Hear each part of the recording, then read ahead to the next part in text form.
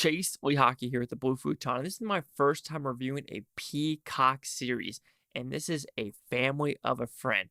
This is based off a true story about abduction, about brainwashing, and about Mormonism. Why does this always happen in the Mormon community?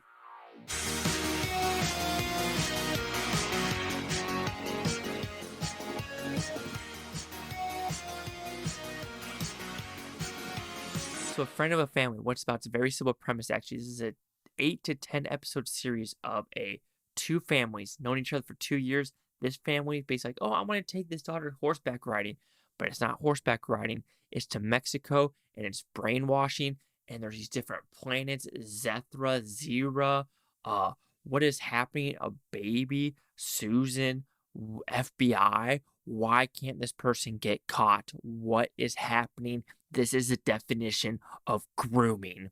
So to like this series, this is a bonkers series. Like, this is something where you're like, I don't think this could happen ever anymore in today's lifestyle unless people are that naive. This is the naivety of like what is going on. And you just watch it and you're saying, yeah, this is based on true events. And it does say after each episode, like, this is based on true events. But of course, we are fabricating or making stuff up to get to the point of the story.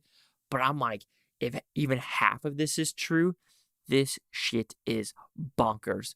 But before I give you the positive and negatives, here's a word from my sponsor. Do you like movies?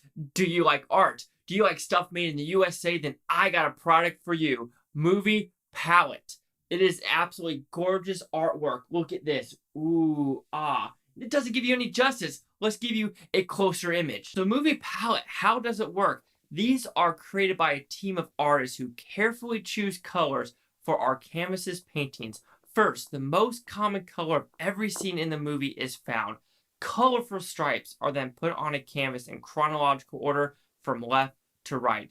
The length of each strip represents the length of a scene in the movie. So, oh my gosh, how do you not like one of these? These are so cool, so hip, and everything is amazing. Even if they don't have a movie that is on their website, they will create one for you. Bonkers! Absolutely fantastic art. This is going to go behind me. You're going to see in future videos for sure. So, do you want one? Do you want extra 15% off? Super easy. Use Chasing15 at the checkout. Chasing15, you get 15% off your entire order. Thank you, Movie Palette, for sponsoring this video and channel. All right, so with this, let's talk about the positives. I think the story is complete positive of this movie. You're just like, there's no way this is true. What this man is willing to do to blackmail this family, take this daughter, brainwash her for like 37 days to make her believe she's the chosen one for this weird planet where children are going to die. But apparently in Mormon religion, I didn't know this, if you die, you actually get your own planet. So there's this stuff about this Mormon religion which I find very interesting. It's not just this series. I think there's an FX series on Hulu with Andrew Garfield, also about a Mormon. And there's another series about a Mormon. And you're just like, holy cow, what's with this Mormon religion just messing up and doing crazy stuff? And it's very interesting while we're talking about this whole Kanye West, Jewish, Dave Chappelle thing about everything happening. We're willing to tack on the Mormons, tack on the Christianities. But I wonder if they're going to make, series about, things happening in the Jewish community. They did with Three Identical Strangers. And it's very interesting what that community, after, what the Nazis did to the Jews, that the Jews are willing to do that stuff to their own community and take these twins and do that experiment. Like, weren't you already experimented enough during the 40s? It's like, what are we doing? It's just so crazy what these different religion, just craziness is happening. It happens in the Catholic religion, Mormon, Muslim, and everything like that. You're just like, it's crazy. It's absolutely bonkers that it keeps happening in these religions. Maybe it's because they're just a niche community and they live in the same neighborhood and you're supposed to love that neighbor. But when this neighbor has just a diabolical, just messed up stuff in his brain, and he has his family willing to like back him up, especially his wife, Gil, it's like, are you serious? Your husband abducted a kid. There was assault. It's like, what are we doing? And then there's this scene where the FBI talks to the head of the council or the high table of the Mormon religion, and he repented his sins. But what he repented is literally like rape. And the Mormon religion is like, oh, you're repentant, but you can't be in the religion. You can't receive communion anymore or take the the sippy cup thing, which I don't know what that is, but you're just like the FBI guys, like, we could have done so much more if this religion would have been like, yeah, that guy right there, he's raping 12-year-olds. He's doing this stuff to 12-year-olds. He's done it to multiple children, but nope. Since he repented, let's just ignore the victims. It's like, what are we doing? Like, oh my God, there's so many shows I watched this weekend where it's like, we're just ignoring the victims. It's like, what are we doing in today's day and age? It's so sad. Let's talk about the acting.